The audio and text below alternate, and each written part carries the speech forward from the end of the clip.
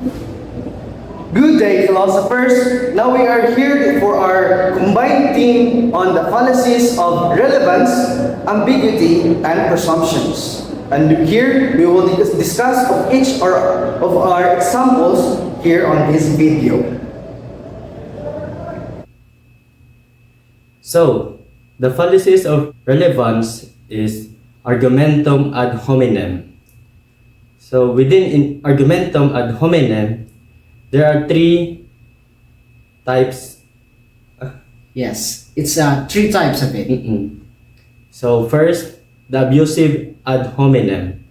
So, the sample sentence is, you are just saying that because you are handsome.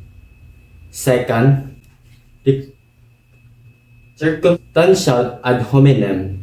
So, the sample sentence is, of course, you will say that because you are seminarian. So the third one is the tu quoque.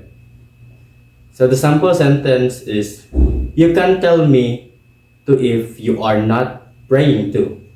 Okay, let's proceed to the next. Poisoning the well. The example for this is that before you trust him, you should know he is a killer. Now, there are two types of argumentum populum. First is the snap appeal, and the second one is the mob appeal. First, the example of snap appeal. Only the rich can eat on five-star restaurant. Now the example of mob appeal is that everyone is dancing. You should dance too. Ad vericondium, the example of this is that the people believe in God, so God exists.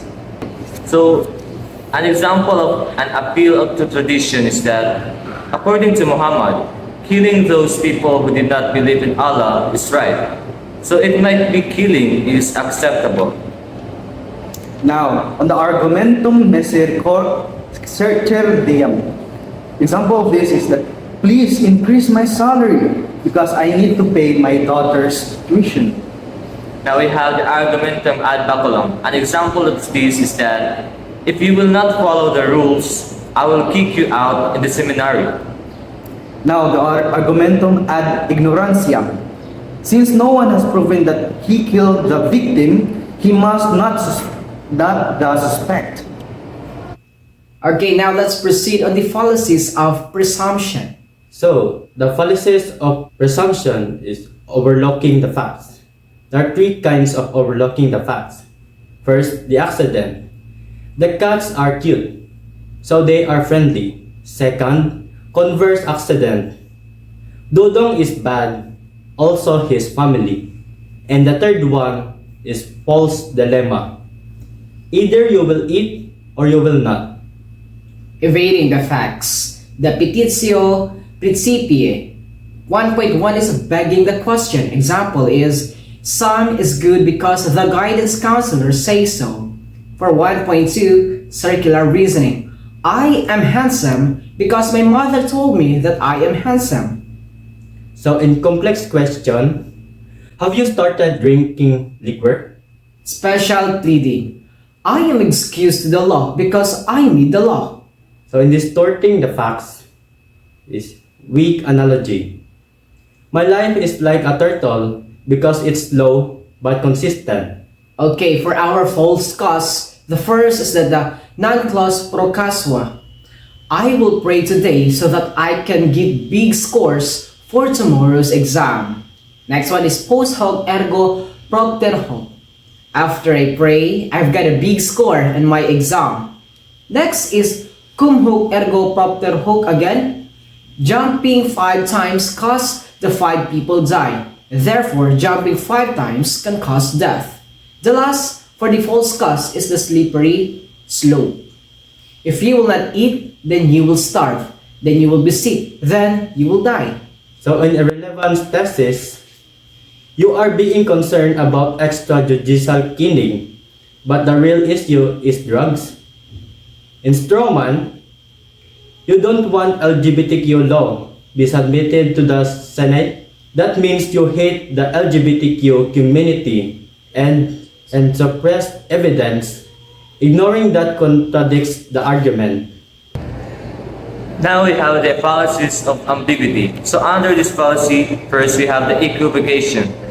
An example of this is that Jose was a seminarian. Kevin is a seminarian. So therefore, Kevin is Jose. One of these is that amphiboly.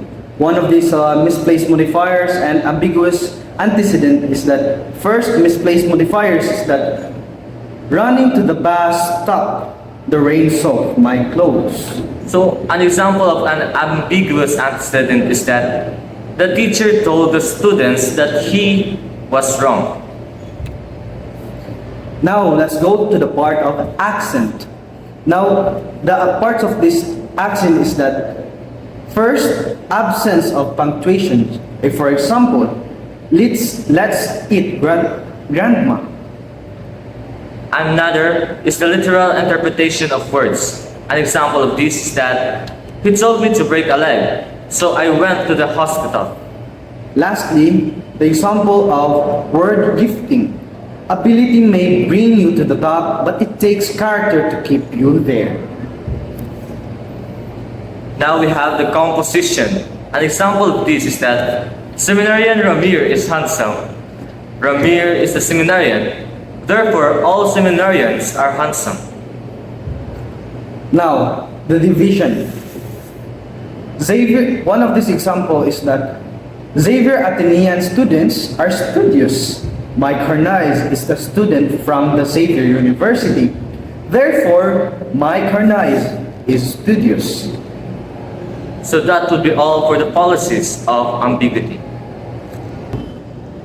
And that would be all for our video. Thank you for listening. And remember, keep on philosophizing. Okay.